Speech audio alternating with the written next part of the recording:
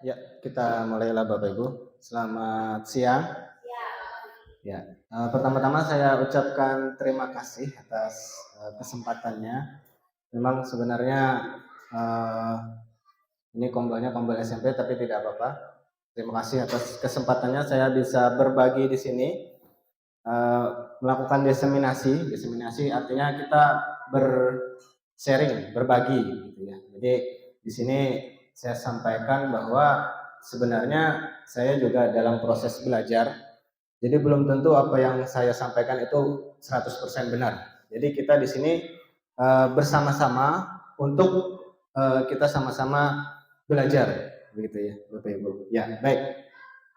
Nah, di sini saya kebetulan ada tugas dari karena saya mengikuti program guru penggerak, jadi kita harus mendiseminasi, membagikan pemahaman tentang budaya positif, ya. Jadi memang materinya kebetulan sama, jadi kita membahas tentang budaya positif.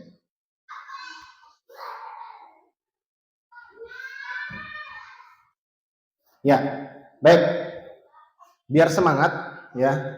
Ini kita lakukan ice breaking dulu. Jadi ice breaking ini kalau di awal pembelajaran itu untuk menarik perhatian begitu. Jadi misalnya ada siswa, Bapak Ibu ya, siswanya mulai ngantuk-ngantuk siang-siang begitu ya, bisa kita lakukan ice breaking. Ya, bisa kita pemanasan atau apa begitu ya, biar semangatnya kembali lagi. Baik, di sini saya sebenarnya banyak ice breaking, tapi nanti kita lihat waktu. Kalau misalnya eh, cukup waktunya, nanti bisa kita coba. Baik, sekarang kita coba yang pertama dulu. Saya tidak pakai mikrofon karena saya mau praktekkan. Ya, Bapak Ibu, sambil duduk aja enggak apa-apa.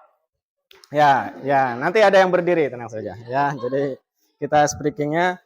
Jadi ice breakingnya simple saja. Ini ada tepuk 1, 2, 3, 4, 5. Jadi kalau tepuk 1, begitu. Ya, gitu ya. Coba ya, tepuk 1. Oke. Ya. Kanan atau kiri bebas. Tapi kalau mau sama kita kanan dulu ya. Ya, oke. Kemudian tepuk 2. Ya. Jadi kanan kiri. Ya, oke. Tepuk 2. Oke. Terus kalau tepuk 3 begini. Ya. Saya tepuk 3. Oke. Nah, kalau tepuk 4 begini. Begitu. Bisa ya? Kita coba tepuk 4. Oke. Nah, terakhir tepuk 5. Jadi kalau tepuk 5 begini. Ya, begitu. Coba tepuk 5. Oke. Ya. Sekarang kita coba tepuk 5 tapi 3 kali. 3 kali tepuk 5.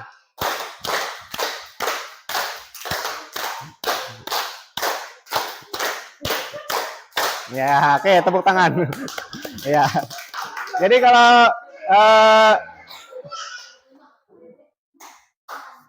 sebenarnya kalau kompak banyak orangnya itu bisa jadi sebuah nada ya. Jadi itu bisa di kelas nanti dipraktekkan. Baik, oke lanjut.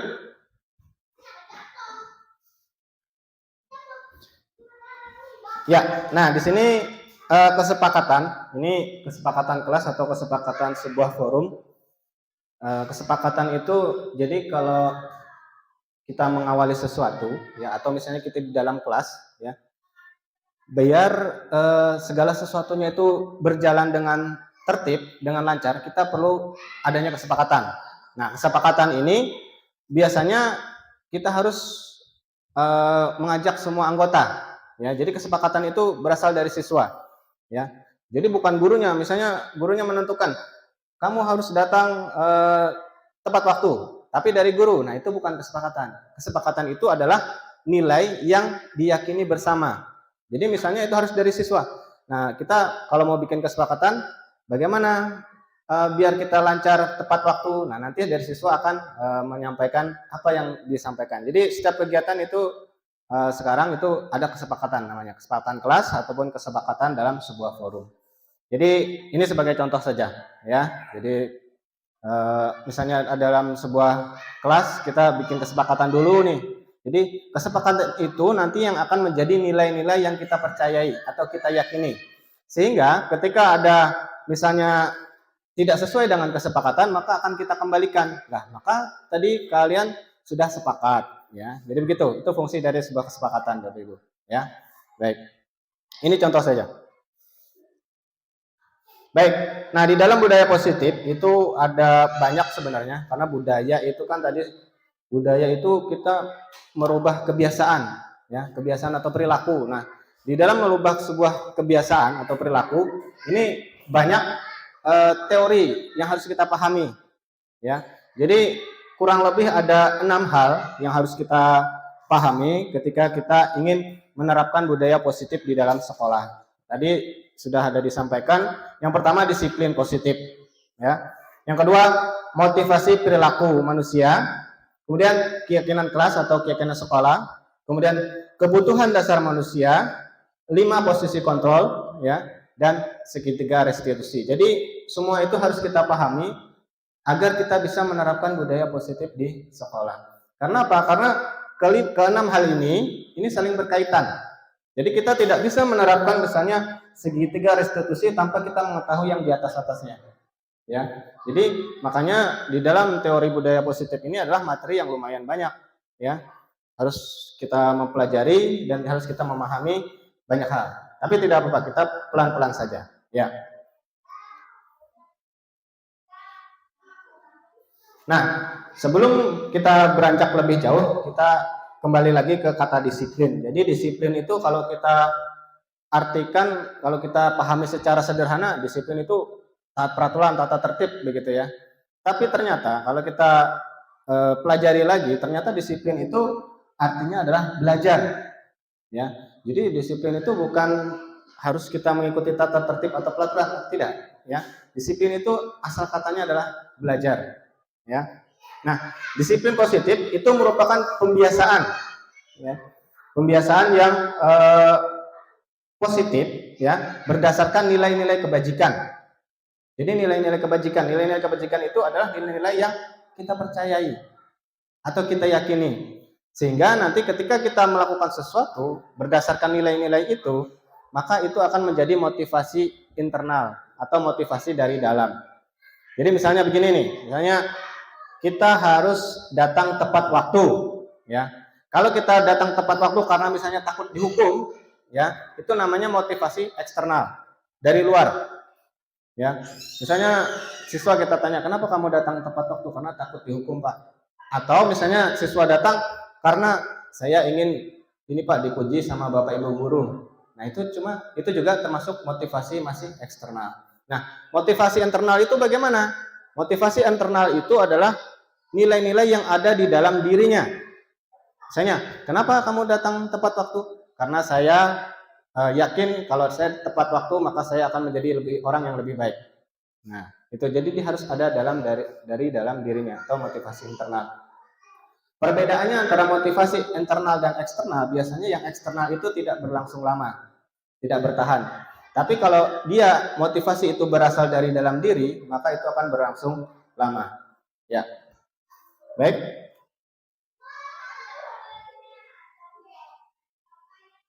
Oke, selanjutnya ya, saya akan melakukan sebuah kegiatan. Bapak Ibu bisa berpasangan, ya, boleh dengan siapa saja, tidak masalah. Nah, Bapak Ibu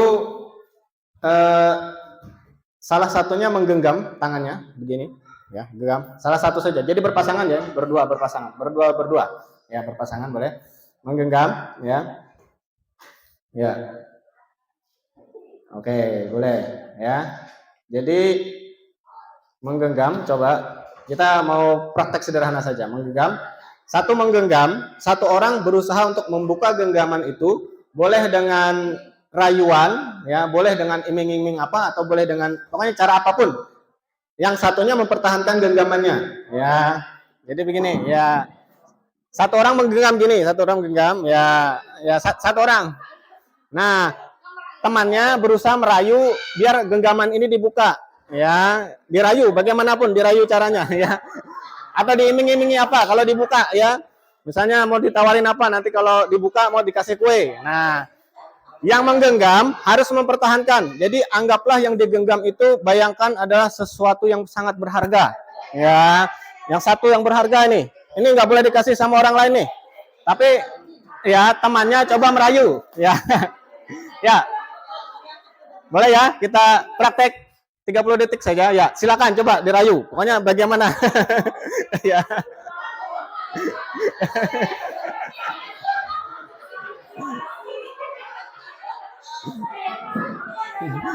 Ya. Apakah ada yang sukses? Ya.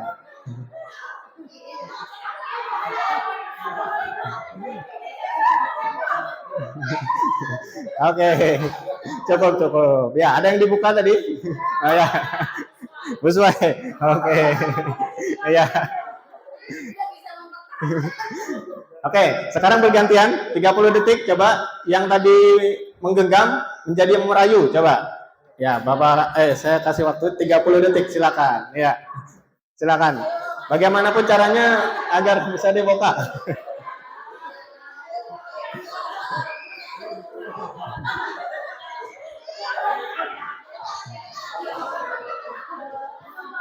Ya, oke.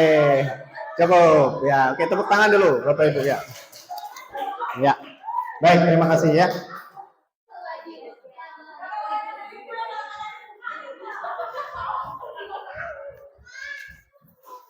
Nah, ini karena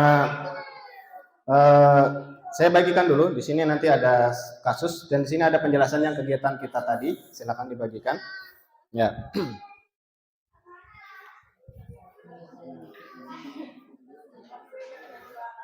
Ya, baik. Nah, dari kegiatan kita tadi, Bapak Ibu ya.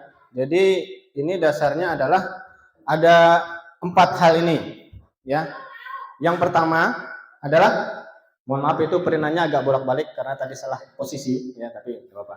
Jadi yang ini dulu. Yang pertama adalah ilusi untuk mengontrol murid. Jadi sebenarnya kita itu tidak bisa mengontrol orang lain. Orang lain itu terlihat seperti dikontrol karena memang dia mau dikontrol. Ya, seperti tadi Bapak Ibu. Ya, ketika Bapak Ibu mempertahankan sesuatu, sebenarnya kalau Bapak Ibu tidak mau, itu tidak akan terbuka. Ya. Walaupun dirayu apapun, misalnya ini sesuatu yang berharga, gitu ya. Jadi kalaupun Bapak Ibu dirayu bagaimanapun, kalau dalam diri itu tidak mau terbuka atau tidak mau memberikan ruang, itu tidak akan terbuka. Ya, jadi itu pertama. Ya, jadi guru itu sebenarnya tidak bisa mengontrol murid, ya. Jadi guru itu tidak bisa mengontrol. Yang ada adalah murid itu bersedia untuk diatur, ya. Jadi itu yang pertama. Ya, yang kedua adalah ilusi bahwa semua penguatan positif efektif dan bermanfaat.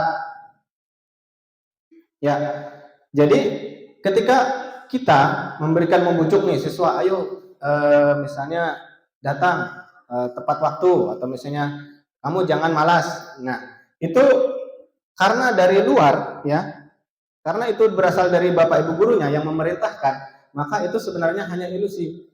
Anak itu menurut bisa jadi karena ada Bapak Ibu guru itu, ya. Misalnya begini, ada Bapak yang sangar misalnya ya, Bapak yang sangar nih. Kalau siswanya datang terlambat dimarahin. Nah, anak itu datang karena takut dengan Bapak Ibu, ya. Tapi ketika Bapak itu pindah misalnya, nanti dia akan kembali lagi. Kenapa? Karena motivasinya berasal dari luar, bukan dari dalam. Nah, gitu ya. Kemudian yang ketiga, ilusi bahwa kritik dan membuat orang merasa bersalah dapat menguatkan karakter. Nah, tadi ketika kita merayu, ya, kita memberikan apapun rayuan, ya, kepada orang tadi untuk membuka, ya, itu kita menyangka bahwa kita memberikan itu kepada orang tersebut, orang tersebut akan menuruti kita. Sebenarnya tidak, ya.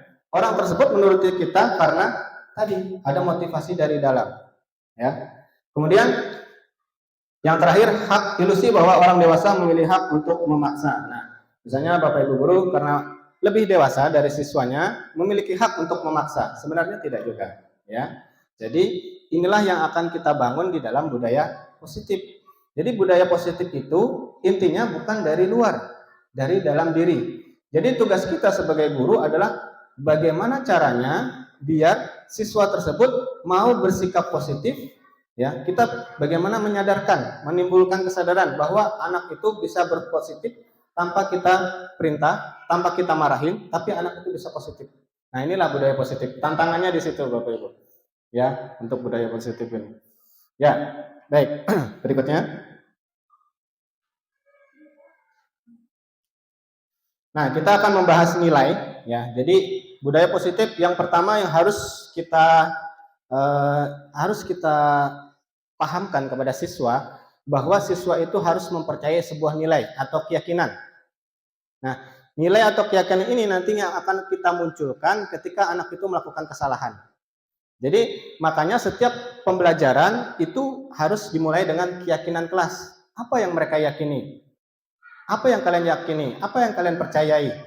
Nah, nilai atau keyakinan ini ketika anak itu misalnya ketika kita membuat keyakinan kelas, ya, keyakinan kelas nih, anak itu percaya bahwa kalau terlambat itu tidak baik misalnya.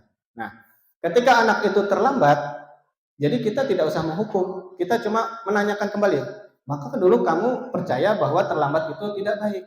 Nah, itu yang akan kita bangkitkan, ya. Maka dari itu hal pertama yang harus kita lakukan adalah menanamkan nilai-nilai kebajikan.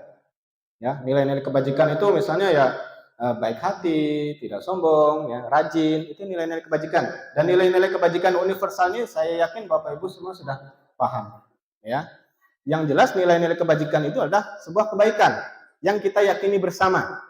Nah, itu nanti kita berikan ke anak sehingga anak itu mempercayai itu bahwa sesuatu kebajikan. Nah, ketika dia melakukan kesalahan berarti dia sudah melanggar kebajikannya. Berarti dia sudah melanggar dirinya sendiri. Nah, itu nantinya akan kita konfirmasi kembali bagaimana dia akan memperbaiki dirinya, ya, gitu. Nah, kalau Bapak Ibu bingung tentang nilai kebajikan, nah ini yang dicoba ditanamkan di kementerian kita, ya. Jadi nilai-nilai kebajikan ini yang sederhana itu yang ada di P5, ya. Jadi di P5 itu adalah mencoba menanamkan nilai-nilai kebajikan. Ada 6. Ya, sebenarnya nilai kebajikan itu banyak, ya. Cuma yang paling tidak kita tahu, ya, yang kita mau terapkan di sekolah, ini ada 6 ini. Ini yang terdapat di profil pelajar Pancasila. Ya, yang pertama, beriman bertakwa kepada Tuhan Yang Maha Esa dan berakhlak mulia. Kemudian mandiri, bernalar kritis, berkebinekaan global, bergotong royong dan kreatif. Ini Bapak Ibu harus sudah memahami ini, ya. Nah, sebagai guru sekarang di kurikulum Merdeka kita wajib untuk menerapkan P5 dan kita harus tahu apa manfaatnya P5 itu. Jadi P5 itu intinya adalah bagaimana menanamkan nilai-nilai Pancasila, ya, nilai-nilai ini kepada siswa. Ya, jadi ini adalah nilai-nilai kebajikan, Bapak Ibu. Ya, P5 ini sumbernya adalah nilai-nilai kebajikan yang berasal dari Pancasila, yang harus dimiliki oleh siswa, ya, agar bisa bertindak, ya, atau berperilaku sesuai dengan Pancasila, ya, kurang lebih seperti itu.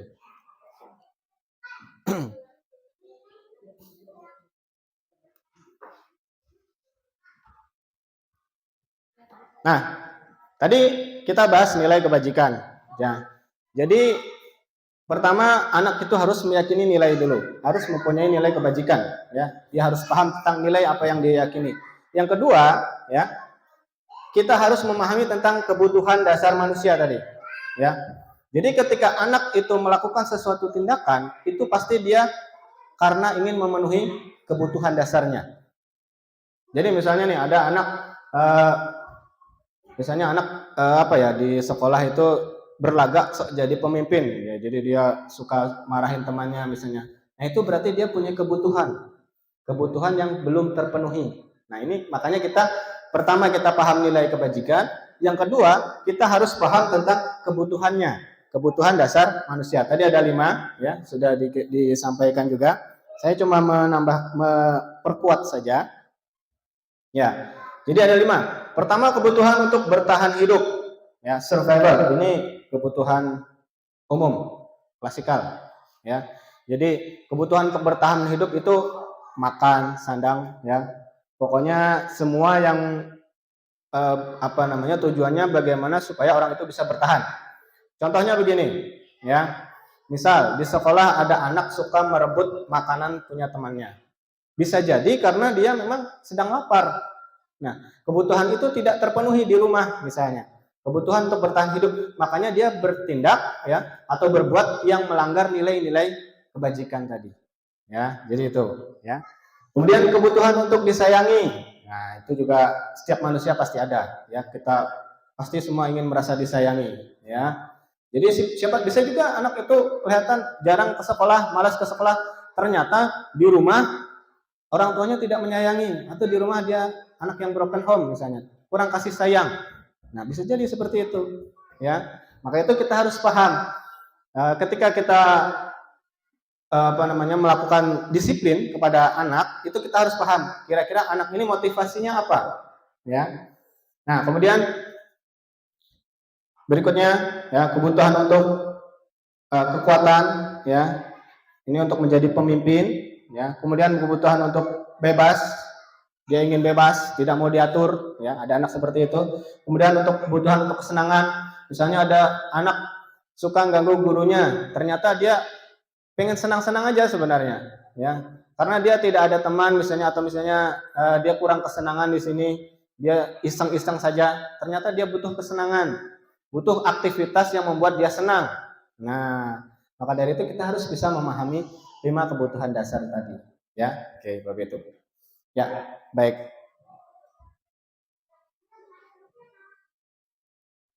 Nah, ini 3 motivasi perilaku manusia. Jadi kita sudah memahami tentang nilai kebajikan, ya, kemudian kita sudah memahami tentang kebutuhan, kemudian kita harus memahami tentang motivasi perilaku manusia. Jadi manusia itu, ya, ini menurut Dian Gosen, ya. Jadi Dian Gosen itu ada psikolog, gitu ya. Jadi dia membuat rangkuman atau merangkum bahwa motivasi perilaku manusia itu biasanya didasarkan pada 3 hal, ya. Yang pertama untuk menghindari ketidaknyamanan atau hukuman. Itu rata-rata kayaknya ya semua kita mungkin mengalami itu, ya. Kemudian yang kedua untuk mendapatkan imbalan atau penghargaan, ya. Kemudian yang ketiga menjadi orang yang diinginkan dan menghargai diri sendiri dengan nilai-nilai yang mereka percayai. Nah, tujuan kita menerapkan disiplin positif ini adalah tujuannya bagaimana anak itu bisa berperilaku menuju yang nomor 3. Ya. Kenapa? Kalau anak itu berperilaku yang nomor 1 dan nomor 2 itu masih bersifat eksternal. Jadi dia masih bersifat eksternal, artinya dia bisa berubah kapan saja. Eksternal itu biasanya tidak berlangsung lama, ya. Misal begini, untuk menghindari ketidaknyamanan atau hukuman.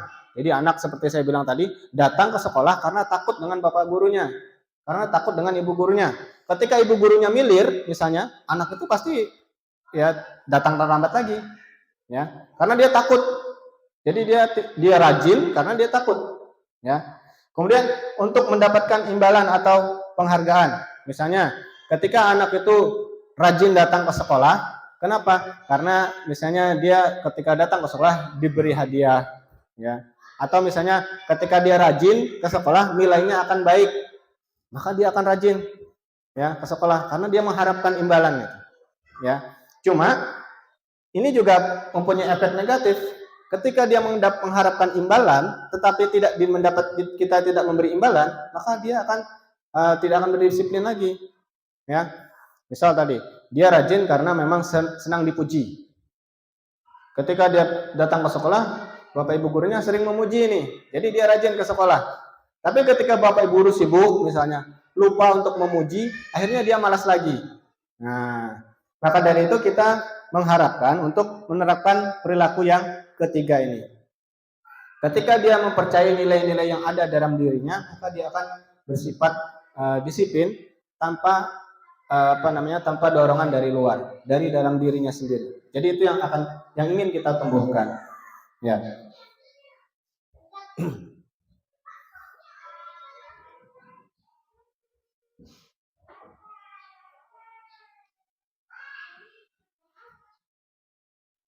Baik.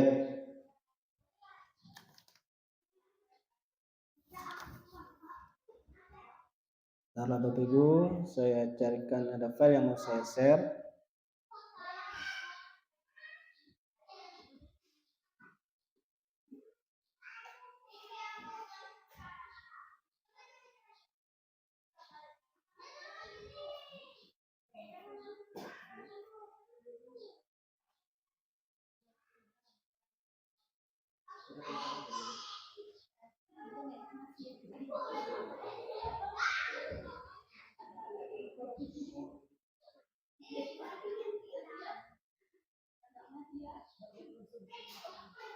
Nah, oke. Sekarang ini saya akan mengajukan pertanyaan Bapak Ibu. Nah, misalnya begini. Sebagai seorang guru, saat Bapak Ibu hadir mengajar di kelas tepat waktu, ya, motivasinya kira-kira apa? Ya, ini ada 3 motivasi. Yang pertama, menghindari ketidaknyamanan tadi, takut dengan ibu misalnya. Ya, misalnya. Kemudian yang kedua, ingin mendapatkan penghargaan atau imbalan dari orang lain.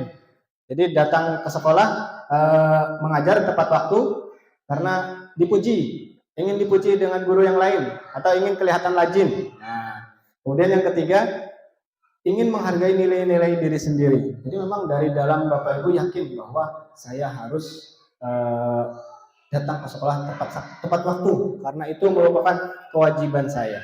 Nah, mungkin seperti itu. Mungkin bisa berbagi Bapak Ibu, mungkin dari Ibu mungkin. Silakan Bu. Ya, mungkin Bu Suai.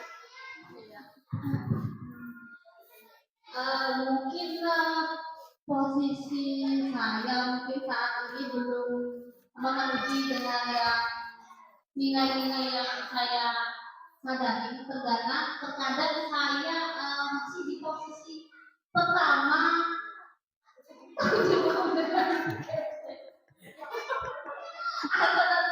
kedua dia terlihat rajin, dan mudahan ke depannya saya bisa menempatkan di posisi yang ketiga agar akan kewajiban saya. Iya. Baik, terima kasih Bu. Ya, jadi tidak apa-apa ya Bapak Ibu. Artinya kita memang biasa saja karena ini manusiawi. Jadi tidak artinya saya pun juga begini. Jadi saya tidak belum berada pada posisi yang ketiga. Kebanyakan saya juga posisinya 1 dan 2. Memang manusia seperti itu ya. Nah, makanya tugas kita sebagai guru adalah bagaimana kita merubah paradigma tadi, yang menumbuhkan budaya positif tadi. Biar anak-anak itu datang rajin ke sekolah karena mereka yakin dengan nilai yang mereka yakini bahwa saya sebagai pelajar misalnya memang harus rajin karena dari dalam dirinya sendiri. Nah, inilah tugas berat, sebenarnya berat ya untuk kita karena memang kita sendiri juga seperti itu. Silakan Bu. Maaf Bapak, memotong pembicaraan Bapak. Yang saya mau tanyakan tentang kedisiplinan di sini, bagaimana cara kita menghadapi guru-guru yang tidak disiplin, atau sebaliknya guru-guru yang sering tidak masuk mengajar di saat jam pembelajarannya. Mungkin itu saja Pak untuk menambah wawasan kita. Terima kasih. Terima kasih Bu. Wah, ini pertanyaannya berat sekali sebenarnya ya. Ya, baik. Karena posisi saya bukan kepala sekolah, saya akan memposisikan sebagai guru saja. Jadi misalnya kepada siswa ya begini. Berdasarkan yang saya pelajari, ya ini kedatangan budaya positif itu. Jadi nanti akan saya jelaskan tentang bagaimana cara kita melakukan restitusi tadi. Jadi untuk menangani siswa yang bermasalah, misalnya kalau kita memberikan hukuman itu pasti ya seperti saya bilang tadi motivasinya masih eksternal ya. Hukuman itu masih motivasi eksternal. Nah, bagaimana cara menumbuhkan motivasi internal? Jadi tujuan kita adalah merubah pola pikirnya. Bagaimana dia memperbaiki dirinya sendiri. Nah, caranya adalah kita menerapkan segitiga restitusi.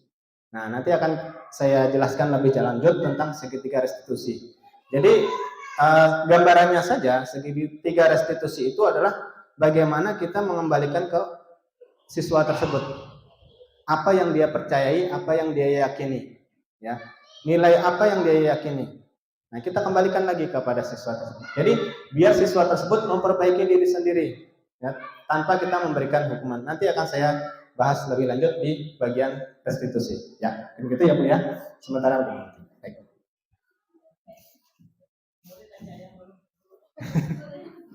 Kalau guru nanti Bu ya. Baik.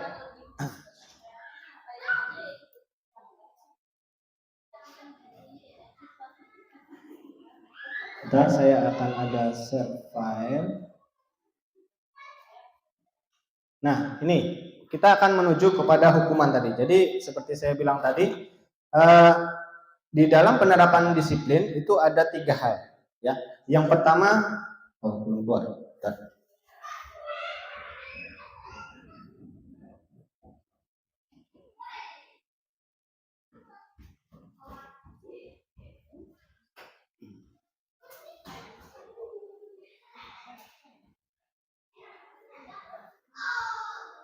Belum keluar, bentar lah.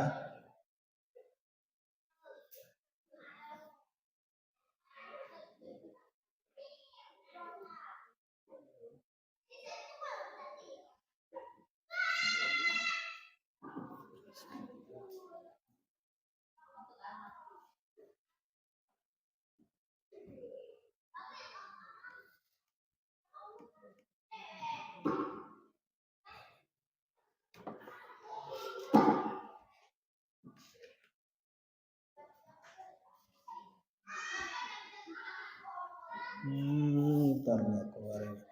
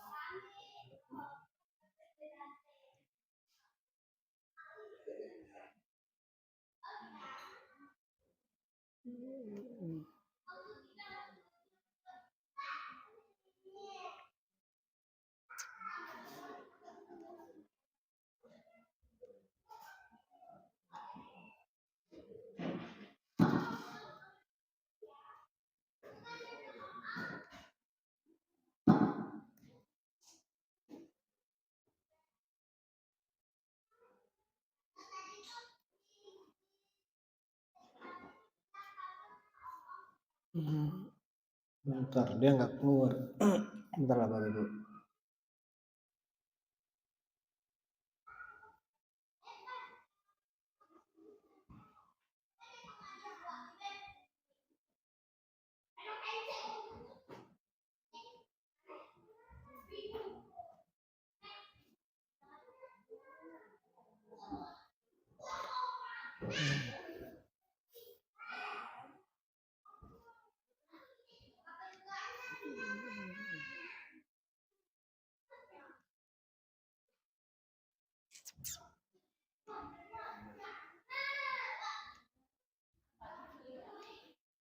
Bentar lah Bapak Ibu, ada trouble ini.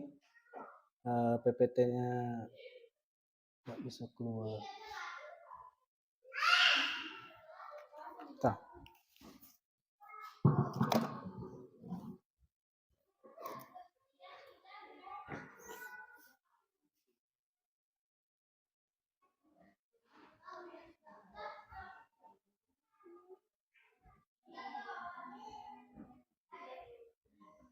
Baik, saya jelaskan saja lah Bapak Ibu karena tidak keluar. Ini sebenarnya bukan PPT tapi dari Word.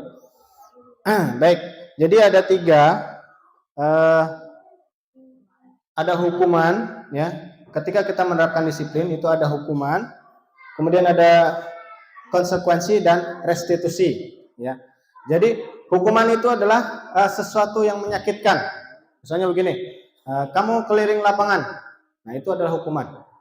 Ya, jadi hukuman itu adalah sesuatu yang menyakitkan.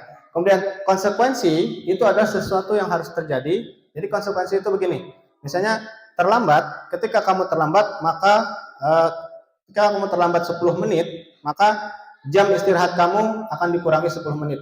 Itu namanya konsekuensi. Ya. Jadi berbedaan dengan hukuman. Kalau hukuman itu sesuatu yang langsung. Jadi Bapak Ibu misalnya ada siswa yang nakal, langsung ditindak, itu namanya hukuman. Nah, hukuman ini termasuk ke dalam identitas yang gagal. Jadi kemungkinan tidak efektif. Kenapa? Karena kalau ketika kita memberikan hukuman, maka anak itu bisa menolak. Ya, di dalam dirinya itu ada penolakan sebenarnya. Walaupun dia menurut saja terhadap apa yang kita paksakan, tapi di dalam dirinya itu terjadi penolakan. Nah, kalau dia konsekuensi, ini misalnya ada aturan, kita membuat aturan dulu. Seperti saya bilang tadi, terlambat 10 menit, maka jam belajar kalian, jam istirahat kalian akan dipotong 10 menit. Nah, itu namanya konsekuensi, ya, itu. Nah, kemudian ada yang namanya restitusi. Nah, restitusi ini berbedanya dengan konsekuensi. Kalau restitusi ini kita tanyakan kepada anaknya, bagaimana cara kamu memperbaiki dirimu? Itu ya bedanya. Misalnya begini, anak melakukan kesalahan, memecahkan kaca, ya. Kalau kita memberikan hukuman, kamu bapak hukum, berdiri di tengah lapangan, itu hukuman, ya. Kemudian kalau dia konsekuensi, kita sudah membuat kesepakatan. Ketika melakukan kelalaian, maka harus memperbaiki atau mengganti. Nah, itu kesepakatan. Ya. Kalau restitusi, kita tanyakan begini ke anaknya. Nah, ini kacanya pecah. Nah, bagaimana cara kamu memperbaiki kesalahanmu? Apa yang harus kamu lakukan? Jadi bukan dari bapak ibu gurunya, ya. Jadi bukan bapak ibu guru yang menyuruh anak memperbaiki, enggak. Tapi anak sendiri yang, oh ya Pak, maaf Pak, saya memecahkan kaca. Kalau gitu nanti saya ganti Pak. Nah, itu berarti dari anak. Gitu ya, itu perbedaannya ya. Jadi ada tiga ya. Ada hukuman, ada konsekuensi, dan ada restitusi. Jadi 3 hal itu ya. Nah, hukuman itu termasuk identitas gagal karena seperti tadi pasti ada penolakan kalau hukuman. Ya. Walaupun dia mau melakukan, anak itu mau melakukan, tapi di dalam dirinya terjadi penolakan. Nah, kalau konsekuensi dan restitusi, ya, itu termasuk identitas sukses. Cuma kalau konsekuensi itu bisa kadang berhasil, bisa kadang gagal. Ya, cuma yang paling harus kita terapkan adalah yang restitusi tadi. Jadi kita kembalikan ke anaknya. Bagaimana kamu akan memperbaiki dirimu? Ya. Nah, maka dari itu kita perlunya pemahaman tentang nilai tadi. Jadi ini teorinya saling berkaitan. Kalau anak tadi tidak paham tentang nilai-nilai kebajikan, dia nggak akan bisa dilaksanakan restitusi. Ya, maka itu kita harus tanamkan dulu nilai-nilai kebajikan tadi. Ya, gitu. Nah, kemudian perbedaan berikutnya, kalau hukuman itu membuat murid atau anak tersakiti. Jadi memang anak karena disuruh berdiri di tengah lapangan, anak itu akan merasa tersakiti. Kemudian kalau konsekuensi atau restitusi, ya, konsekuensi dan restitusi, anak itu tidak merasa tersakiti karena dia merasa dia bertanggung jawab terhadap kesalahannya. Nah, itu ya. Jadi itu yang harus kita pahami untuk nanti kita terapkan di dalam segitiga restitusi. Ya, baik. Untuk lebih memahami tentang hukuman ya, atau konsekuensi, ini saya ada contoh kasus ya. Nanti Bapak Ibu silahkan di sini, nanti saya tanyakan satu persatu ya. Di sini ada contoh kegiatan ya, atau contoh kasus ya, kejadian. Nanti Bapak Ibu tinggal pilih di sini. Ini kira-kira hukuman atau konsekuensi. Jadi kita bahas konsekuensi dulu ya.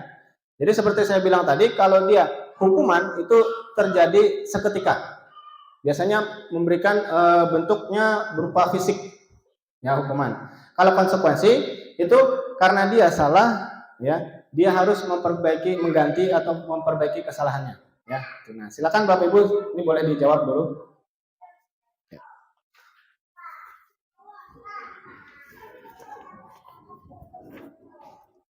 Pak Redi.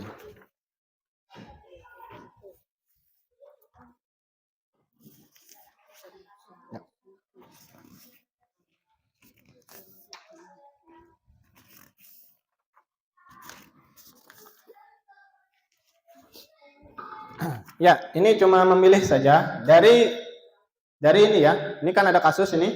Silakan Bapak Ibu pilih itu atau hukuman atau konsekuensi. Ya. Nanti saya akan tanyakan satu persatu jawaban Bapak Ibu ya. Silakan dijawab dulu, saya beri waktu kurang lebih 2 menit. Ya.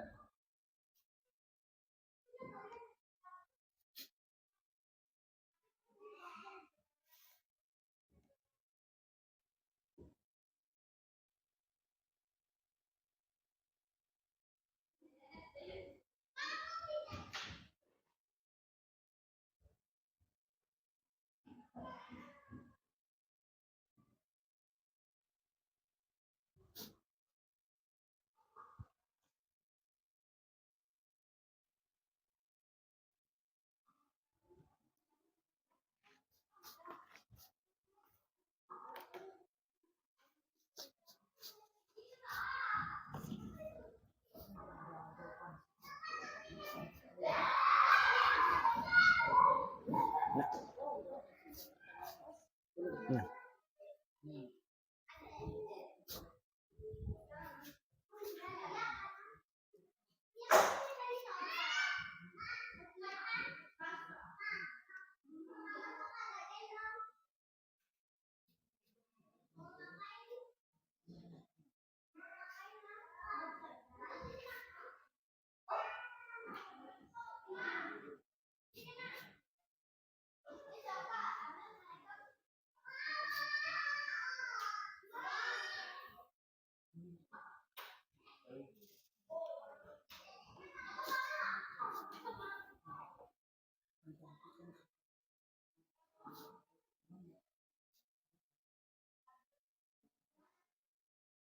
Ya, sudah Bapak Ibu? Ya. Baik, oke.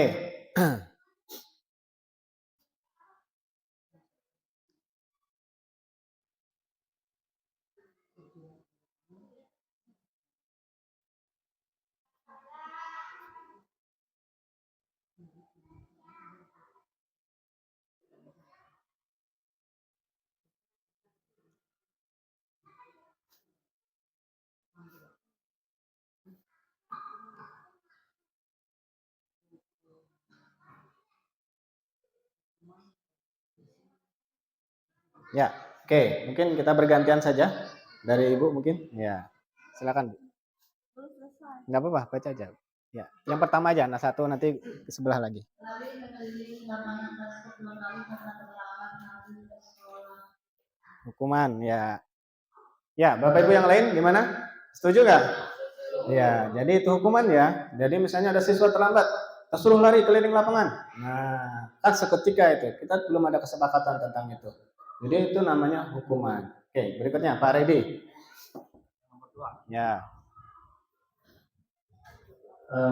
Menyelesaikan coretan yang dibuatnya di meja tulis itu berupa konsekuensi. Ya. Baik, Bapak Ibu gimana? Setuju nggak? Setuju. Ya, oke, sip. Jadi itu memang konsekuensi. Nah, sudah kelihatan ya bedanya ya antara hukuman dengan konsekuensi. Jadi kalau konsekuensi dia harus memperbaiki kesalahan yang dia buat, ya. Atau misalnya dia mengganti kesalahan apa yang dia lakukan. Jadi itu. Kalau hukuman tidak. Hukuman itu dari guru, ya. Dari guru, kalau salah kamu harus melakukan ini. Nah, itu seketika. Nah, oke, berikutnya, Pak Robi. Murid diminta untuk push up 15 kali karena tidak menggunakan masker. Itu termasuk hukuman. Oke. Ya, gimana Bapak Ibu? Hukuman atau konsekuensi? Hukuman. Setuju ya? Oke. Jadi sudah polanya sudah mulai Bapak Ibu sudah mulai memahami. Berikutnya Bu Semar. Menggantikan kertas tugas teman yang telah dicoret-coret. Konsekuensi. Oke, ya, mantap sekali. Jadi gimana? Setuju ya Bapak Ibu ya? Itu konsekuensi. Jadi ingat, polanya kita harus sudah bisa membaca polanya, ya. Kalau konsekuensi, ya, dia gimana caranya memperbaiki kesalahannya, ya, gimana dia mengganti apa yang diperbuat. Nah, kalau hukuman enggak, ya. Kamu salah, kamu harus melakukan ini. Ya, oke. Berikutnya.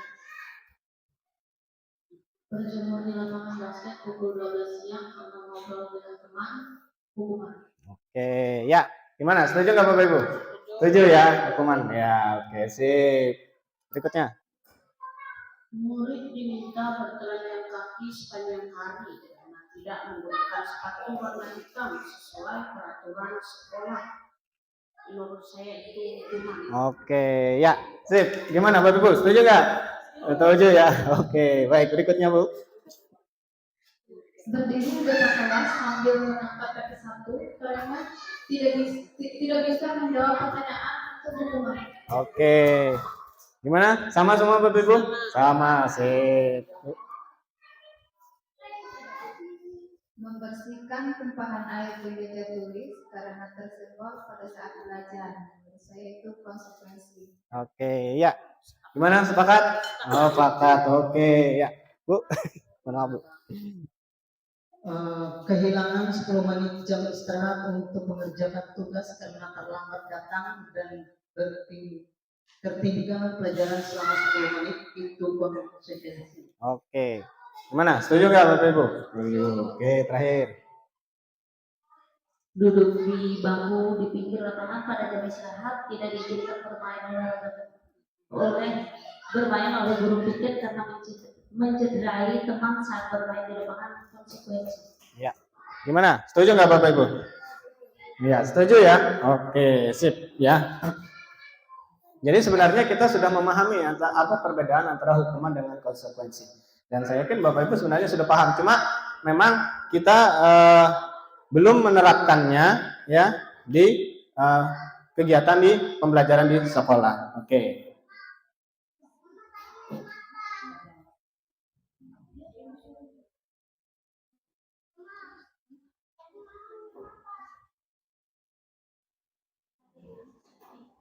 Nah, ini kelihatan. Oke. Nah, jadi ini bedanya tadi ya. Hukuman ya, disiplin dalam bentuk hukuman itu tidak terencana seperti saya bilang tadi, bersifat tiba-tiba ya. Dan anak atau murid itu tidak dilibatkan. Jadi anak itu tidak punya pilihan. Ya, kalau kita mau hukum, lari keliling lapangan, anak itu tidak punya pilihan. Tapi kalau kita konsekuensi, bagaimana cara kamu memperbaiki? Anak itu punya pilihan. Misalnya, oh kalau dia memecahkan kaca, dia nanti mengganti dengan uang, atau nanti misalnya dia membelikan kaca, ya. Jadi anak itu punya pilihan. Bagaimana cara dia memperbaiki diri? Ya, itu bedanya. Kemudian hukuman itu biasanya bersifat psikis, ya. Murid atau anak itu disakiti biasanya, karena memang kita memberikan tindakan eksternal kepada anak, ya. Nah, itu perbedaan antara hukuman dan konsekuensi, ya. Bapak Ibu sudah memahami. Baik.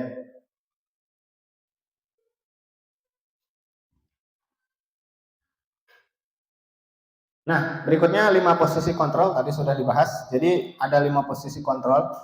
Jadi posisi kontrol ini setelah kita memahami tadi nilai, ya, kemudian teori-teori sebelumnya, kita harus memahami tentang posisi kontrol. Posisi kontrol ini adalah posisi yang Bapak Ibu di mana Bapak Ibu harus bertindak, ya. Bagaimana kita mengatasi masalah itu? Di mana posisi kita? Tadi posisinya ada penghukum. Penghukum itu ya ketika anak bersalah itu langsung dihukum. Nah, itu penghukum, ya. Kemudian pembuat rasa bersalah. Kalau pembuat rasa bersalah itu guru itu membuat anak itu merasa bersalah. Misalnya begini, bagaimana kamu ini? Kasihan ibu ini nah, bapak ini nah. Bapak ini sudah capek-capek mendidik kamu. Nah, itu pembuat rasa bersalah. Sehingga anak itu dibuat bagaimana anak itu merasa bersalah gitu. Nah, itu pembuat rasa bersalah. Kemudian teman. Kalau teman posisinya sebagai teman, kalau anak melakukan kesalahan, ya udah nggak apa-apa, nanti bapak yang bereskan. Atau misalnya anak, ya udah nanti biar bapak yang bilang sama ibu kepala sekolah misalnya. Nah, itu posisinya teman. Jadi dia membantu anak tersebut. Nah, di sini juga masih belum menimbulkan budaya positif, ya. Kemudian memantau itu ketika ada anak melakukan kesalahan, memantau itu, oh ini aturannya seperti ini, kamu salah, kamu harus mengikuti aturan, itu pemantau, ya.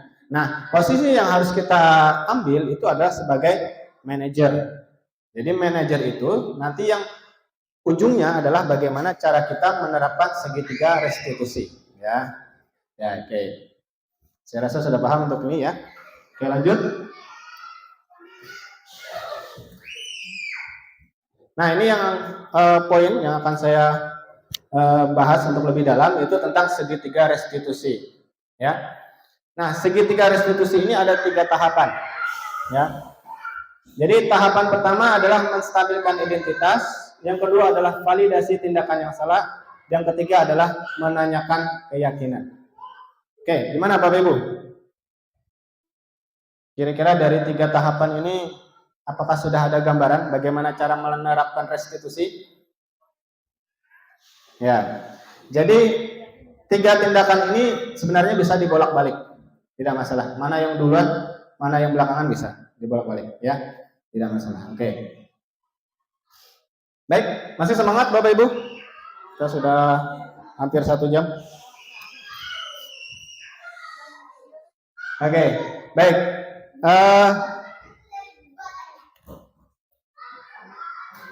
Sudah mulai siang ini, mulai panas. Ya, baik. Ini materi terakhir ya tentang restitusi. Jadi setelah ini kita bisa istirahat, selesai. Baik, sebelum mungkin biar semangat, saya pengen mencoba satu permainan, Bapak Ibu. Ya, kita ice breaking dulu. Ya, saya ada permainan ini. Sebenarnya saya mau coba, mungkin Bapak Ibu bisa coba ke siswa, ya. Oke, saya nggak usah pakai mic. Tapi ini berpasangan ya, ice breakingnya berpasangan, berdua-dua. Ya. Ya. Nih, saya kasih kertas. Ya. Berdiri ya ini Bapak Ibu, berdiri. Ya. Ya apa-apa, ini kita biar semangat saja. Ya. Nah, masing-masing berpasangan. Berpasangan. Berdua-berdua. Nih. Ya Pak, kalau nggak ada pasangannya nggak usah, nggak apa-apa. Ya. Ya, Bapak Ibu bisa. Ya, Bapak Ibu bisa berpasangan. Silakan berdiri Bapak Ibu. Ya, biar. Karena ini sudah mau materi terakhir, nggak apa-apa. Saya ingin mencoba ini sebenarnya breaking. Ya. Ya. Jadi Bapak Ibu posisi ya, pegang kertasnya di tangan kiri dan berhadapan dengan pasangannya. Berhadapan. Ya. Berhadapan. Ya. Oke, ya. Ini berdua-dua ya. Jadi tugas Bapak Ibu mempertahankan kertas dan mengambil punya temannya, ya. Tugasnya itu ya, ingat ya. Bagaimana caranya mempertahankan kertas punya punya Bapak Ibu, tapi Bapak Ibu bisa mengambil kertas punya temannya.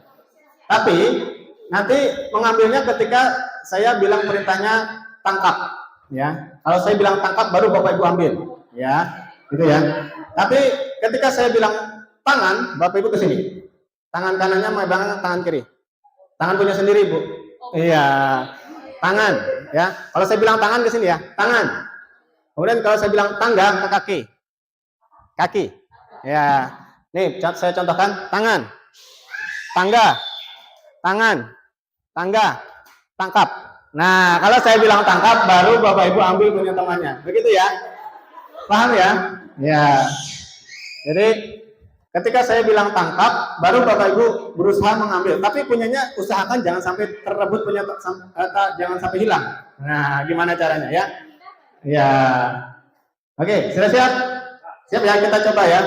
Ya. Belum, oke. Ya.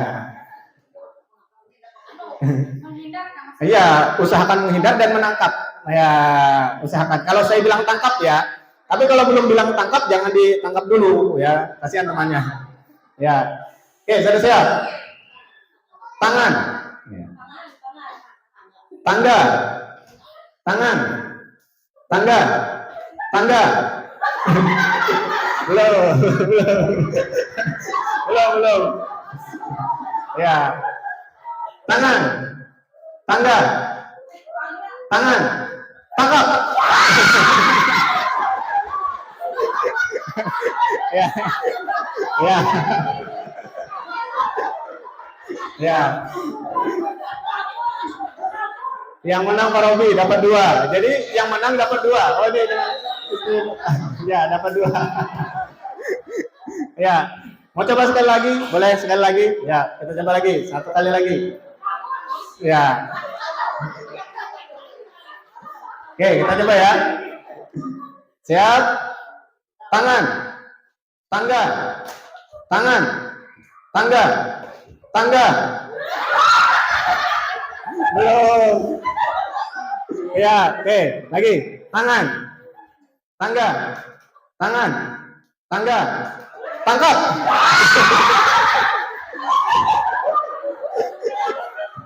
Ya, ada yang menang. Oke, baik. Terima kasih. Tepuk tangan buat Ibu.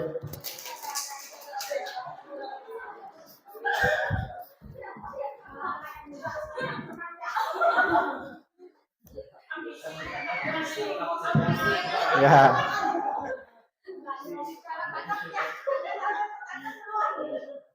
Ya, nanti bisa Bapak Ibu coba di kelas kalau mau biar ini ya. Ya. Kalau siang-siang biar banyak permainan biar nggak ngantuk. Ya. Baik, kembali lagi. Jadi ini segitiga restitusi materi terakhir ya. Jadi setelah kita memahami semua teori tadi, teori yang di atas tadi ya, tentang nilai, tentang perilaku ya. Kita bagaimana caranya menerapkan ke siswa. Nah, ini caranya dengan melaksanakan segitiga restitusi. Jadi segitiga restitusi itu ada tiga tahap. Yang pertama menstabilkan identitas, yang kedua adalah validasi tindakan yang salah, kemudian yang ketiga adalah menanyakan keyakinan. 3 tahap ini yang ada dalam segitiga restitusi. Ya, menstabilkan identitas contohnya. Berbuat kesalahan itu adalah hal yang manusiawi, tidak ada yang manusia yang sempurna. Jadi menstabilkan identitas itu begini, ketika orang itu melakukan kesalahan, kita harus menyadarkan dia bahwa memang berbuat salah itu tidak apa-apa, ya, manusiawi. Semua orang itu bisa salah. Jadi bisa kita gunakan kata begini, tidak apa-apa kamu berbuat salah, Bapak dulu juga pernah berbuat salah. Atau misalnya, Bapak dulu juga pernah datang terlambat, tidak apa-apa. Jadi artinya setelah kita buat dia stabil dulu identitasnya, ya. Jadi kalau kita langsung memarahi, kamu salah ini, nanti dia dalam hatinya akan tertekan, ya. Tapi kita bikin dulu dia bagaimana supaya stabil dulu, bahwa kesalahan itu tidak apa-apa, ya. Manusia itu bisa salah, semua orang bisa salah, ya, gitu. Nah, kemudian yang kedua adalah validasi tindakan yang salah. Ini adalah menanyakan alasan. Setelah kita menstabilkan identitas, kita tanyakan alasannya. Kenapa kamu tadi datang terlambat? Ya, jadi kita harus tanyakan dulu alasan dia. Jadi tugas kita adalah cuma menggali dalam diri siswa saja. Kenapa kamu terlambat? Kenapa kamu tadi berkelahi misalnya? Ya, gitu. Kemudian yang ketiga, nah ini poin yang penting adalah menanyakan keyakinan. Jadi setelah 2 tahap tadi, yang ketiga adalah menanyakan keyakinan. Apa yang kamu percayai? Ya, atau misalnya keyakinan apa yang ada kamu miliki. Nah, maka dari itu pentingnya anak itu memahami nilai-nilai kebajikan di awal tadi. Ya, jadi nilai-nilai kebajikan itu harus ditanamkan dari dalam diri anak itu. Ya, kalau anak nggak paham tentang kebajikan ya dia tidak tahu. Maka itu setiap pembelajaran sekarang di kurikulum Merdeka itu diusahakan, diwajibkan untuk membuat keyakinan kelas. Biar anak itu memahami nilai-nilai kebajikan apa yang ada dalam dirinya. Sebagai seorang siswa itu apa yang nilai-nilai kebajikan yang dia sepakati atau dia pahami, ya. Nah, maka dari itu kita pentingnya membuat keyakinan kelas tadi. Dan dalam membuat keyakinan kelas tadi, Bapak Ibu tidak boleh keyakinan kelas itu datang dari guru. Jangan dari guru, dari anak. Bapak Ibu bisa menyarankan, tapi bukan Bapak Ibu yang menentukan, ya. Nilai kebajikan itu, nilai keyakinan kelas. Jadi misalnya begini, nah Bapak Ibu, Bapak lihat kita harus rajin ya, nanti berarti kita buat tidak boleh datang terlambat, jangan seperti itu. Tapi kita tanyakan, bagaimana supaya kita datang ke sekolah bisa tertib, bagaimana supaya kalian tidak tertinggal pelajaran. Nah, itu kita gali dari siswanya. Oh, kami harus ini Pak, datang tepat waktu. Nah, jadi kenapa harus dari siswanya? Karena itu nanti akan kita kembalikan ke sini. Ya.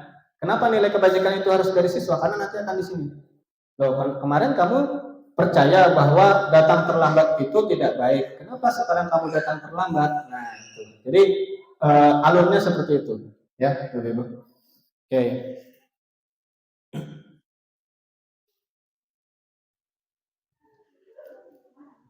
Nah, ini ya. Jadi 3 tadi, kalau tadi adalah contohnya, ini adalah keterangannya. Jadi 3 hal ini yang harus dilakukan dalam restitusi. Tadi seperti yang disampaikan oleh Ibu Kepala Sekolah, bagaimana cara menindak itu restitusi ini bisa diterapkan, ya. Tapi ya sekali lagi restitusi ini harus memerlukan pemahaman, ya. Kita menerapkan restitusi, kita harus memberikan pemahaman dulu kepada siswanya, ya, begitu. Baik, saya akan berikan video, ya, ini di bagian terakhir, contoh bagaimana penerapan segitiga restitusi.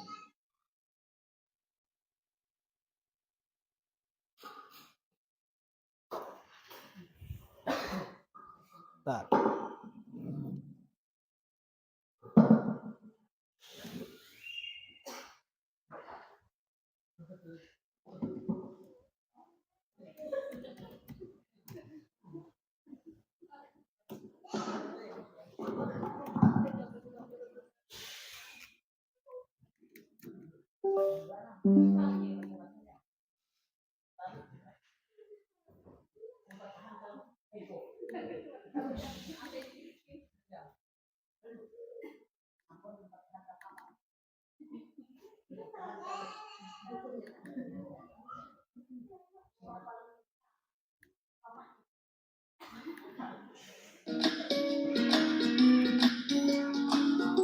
Ya, Bapak Ibu silakan diperhatikan. Salam dan bahagia Ibu dan Bapak Guru Hebat. Pada video kali ini kita akan membahas tentang salah satu program disiplin positif yang diterapkan di lingkungan sekolah yang dikenal dengan nama restitusi.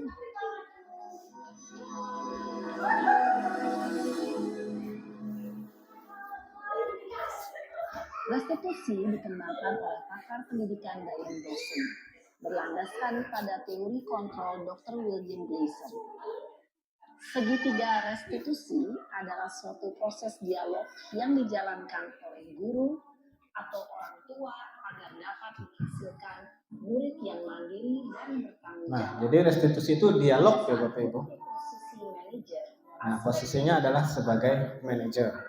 Aktivasi intrinsik, sehingga penanaman nilai-nilai kebajikan dapat tumbuh dan berkembang menjadi suatu kebiasaan positif yang akhirnya membentuk karakter murid. Proses dialog ini terdiri dari 3 langkah yang digambarkan pada ketiga sisi pada segitiga restitusi. Sisi pertama adalah menstabilkan identitas. Sisi yang kedua adalah validasi tindakan yang salah. Dan sisi yang ketiga adalah menanyakan keyakinan. Nah, itu ada 3 tahap Ibu tadi. dan Bapak Guru, berikut ini akan ditunjukkan bagaimana seorang guru berada dalam posisi manajer menggunakan penerapan segitiga restitusi.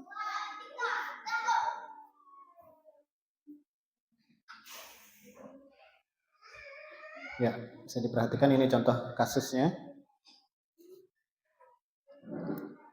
Siang Sarah. Siang Pak. Sudah lama nggak ketemu Sarah. Kenapa hari ini ada di sini? Kesel Pak, kesel banget. Masa aku dikatain tukang fitnah Pak? Ya aku marah lah. Aku balik ngatain Eka di depan kelas. Kesel banget. Oh begitu. Ya pasti kamu marah dan kesal. Bapak juga akan marah apabila ada yang menuduh Bapak seperti itu. Kemudian pada saat itu kamu mau melakukan apa? Ya saya langsung ngatain Eka lah Pak. Kesel banget. Saya bentak-bentak dia depan teman-teman lain.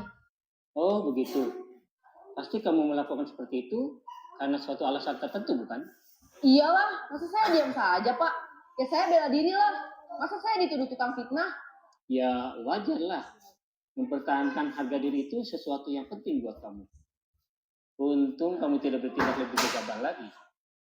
Hanya membentak-bentak. Iya Pak. Untung saya masih bersabar dan hanya membentak saja. Sudah gemes padahal. Saya pasti bela diri lah. Ya pasti ya. Tapi kamu memilih untuk tetap bertahan dan bersabar. kamu memilih untuk tidak berbuat lebih parah lagi, bukan? Iya. Nah, sekarang coba kita lihat lagi. Tindakan kamu yang bentak-bentak Eka di kelas. Tindakan kamu itu kira-kira sesuai dengan keyakinan kelas atau prinsip kamu tidak? Enggak lah, Pak. Capek, Pak, jadi pemarah.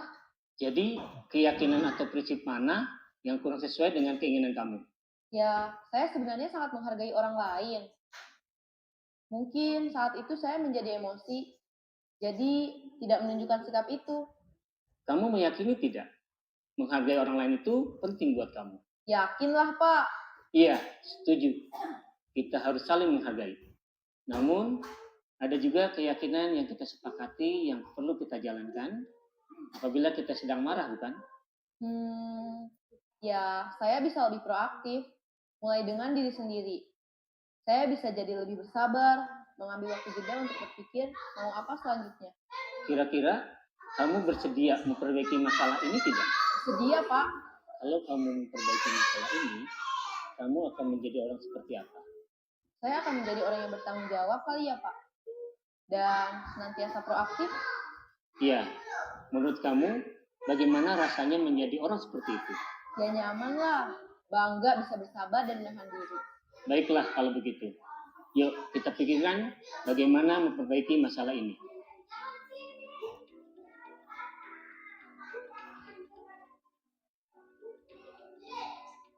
Ibu dan Bapak guru hebat. Baru saja kita menyaksikan contoh bagaimana seorang guru berada dalam posisi manajer menggunakan penerapan segitiga restitusi. Mari kita bahas satu persatu. Pada sisi pertama, menstabilkan identitas berdasarkan pada prinsip bahwa membuat kesalahan adalah bagian dari proses pembelajaran. Sisi pertama dari segitiga ini berperan menggeser identitas murid dari identitas gagal ke identitas sukses. Murid yang sedang bertingkah laku yang tidak pantas atau menarik diri saat itu sedang mengalami identitas gagal.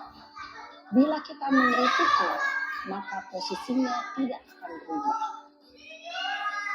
Kita bisa mengajukan pernyataan-pernyataan ini. 1. Membuat kesalahan sesuatu yang wajar. 2. Manusia tidak ada yang sempurna. 3. Kita bisa memperbaiki masalah ini. 4. Saya tidak menanyakan kesalahannya. Saya lebih fokus bagaimana memperbaiki masalah ini. 5. Apakah saat ini kamu tengah menjadi orang yang baik untuk dirimu sendiri? Ya, baik. Ini saya potong sebentar. Jadi kalau kita ingin menstabilkan identitas, ini bisa menggunakan 5 pertanyaan ini, Bapak Ibu. Jadi bisa dilihat. Baik. Pada sisi kedua, validasi tindakan yang salah berlandaskan pada prinsip bahwa setiap perilaku berupaya memenuhi suatu kebutuhan tertentu. Guru yang telah memahami teori kontrol akan bergeser dari pemikiran stimulus respon menjadi proaktif dan mencoba untuk mengenali tujuan dari perilaku murid. Mengenali dan mengakui kebutuhan murid ini dapat memperbaiki hubungan dengan murid tersebut. Pernyataan atau pertanyaan bisa disampaikan dengan nada suara tidak menghakimi atau memojokkan, sehingga dapat mengembalikan murid pada posisi positif. 1. Kamu bisa saja bertindak lebih gegabah lagi dari ini. 2. Kamu bukan melakukannya tanpa suatu alasan tertentu. 3. Kamu melakukannya karena mempertahankan sesuatu yang penting bagimu. 4. Mungkin kamu bisa mempelajari suatu perilaku baru yang lebih efektif. Bersediakah kamu mempelajarinya? Selanjutnya, kita akan simak sisi terakhir, yaitu menanyakan keyakinan. Teori kontrol menyatakan bahwa pada dasarnya kita termotivasi secara intrinsik. Pada saat perilaku yang salah telah divalidasi dan identitas sukses telah stabil, maka murid telah siap mengaitkan keyakinan-keyakinannya dengan tindakannya yang salah dan pemikirannya telah bergeser ingin menjadi orang yang dituju. Pertanyaan-pertanyaan ini dapat mengaitkan keyakinan-keyakinan yang dianut murid. 1. Sebagai keluarga atau kelas, apa yang kita yakini? 2. Nilai-nilai apa yang telah kita sepakati? 3. Seperti apa gambaran sebuah kelas yang ideal bagi kamu? 4. Kamu ingin menjadi orang seperti apa?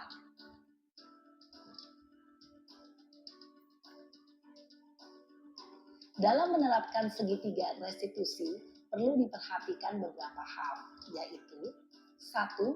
Perilaku yang salah perlu dikaitkan dengan nilai-nilai atau keyakinan-keyakinan yang telah disepakati atau dituju.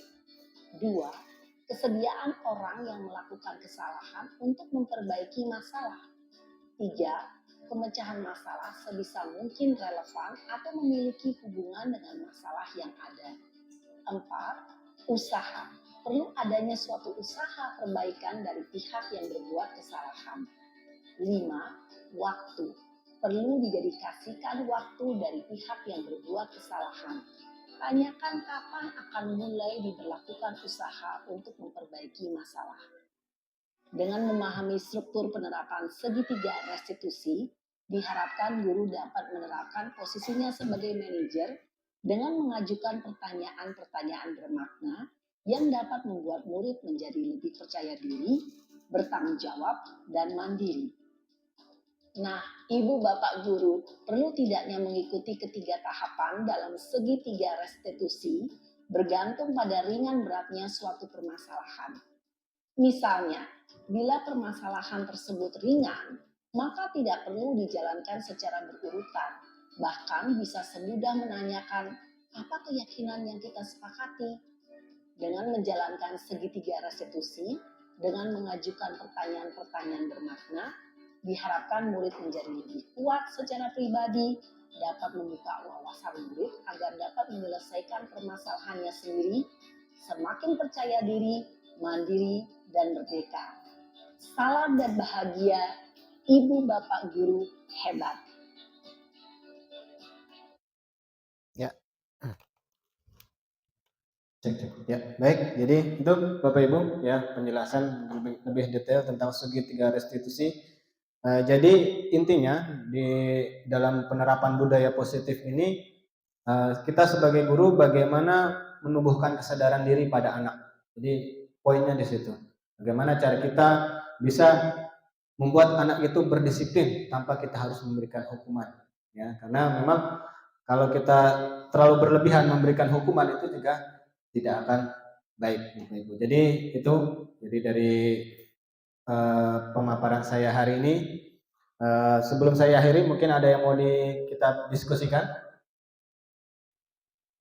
Cukup?